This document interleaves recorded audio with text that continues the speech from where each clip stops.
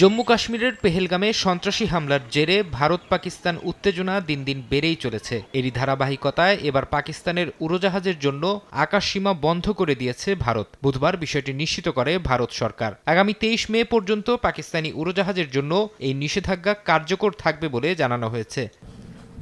ভারতীয় সেনাবাহিনীকে পূর্ণ স্বাধীনতা দেওয়ার একদিনের মাথায় জাতীয় নিরাপত্তা উপদেষ্টা বোর্ড বা এনএসএবি পুনর্গঠন করেছেন দেশটির প্রধানমন্ত্রী নরেন্দ্র মোদী। পুনর্গঠিত বোর্ডের প্রধান করা হয়েছে ভারতের গোয়েন্দা সংস্থা র এর সাবেক প্রধান অলোক যোশীকে। সঙ্গে রাখা হয়েছে বিমান, নৌ ও স্থল বাহিনীর সাবেক শীর্ষ সামরিক কর্মকর্তাদের। এই উপদেষ্টা বোর্ডের কাজ হবে ভারতের নিরাপত্তা পরিস্থিতি পর্যবেক্ষণ করে জাতীয় নিরাপত্তা কাউন্সিলকে সুপারিশ দেয়া, যার শীর্ষে রয়েছেন প্রধানমন্ত্রী মোদী। আর নিরাপত্তা উপদেষ্টা হিসেবে রয়েছেন অজিত দোভাল।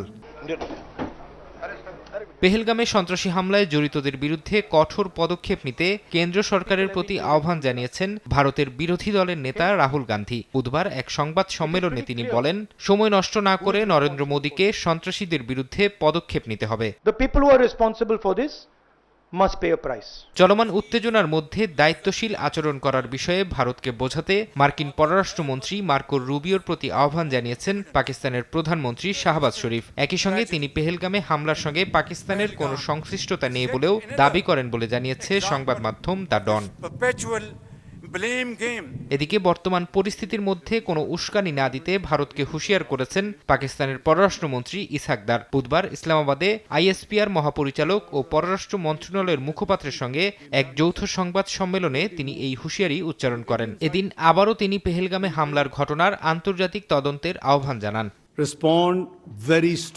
এদিকে কাশ্মীরের নিয়ন্ত্রণ রেখায় টহলরত ভারতের 4টি যুদ্ধবিমানকে ধাওয়া দিয়ে তাড়িয়ে দেওয়ার দাবি করেছে পাকিস্তান। দেশটির রাষ্ট্রীয় সম্প্রচার মাধ্যম পিটিভির বরাত দিয়ে বুধবার এক প্রতিবেদনে এ তথ্য জানিয়েছে ডন। প্রতিবেদনে বলা হয়েছে, পাকিস্তান বিমান বাহিনী তাদের যুদ্ধবিমান ওড়ালে কাশ্মীরের ওপর টহলরত ভারতীয় যুদ্ধবিমান পিছু হটতে বাধ্য হয়।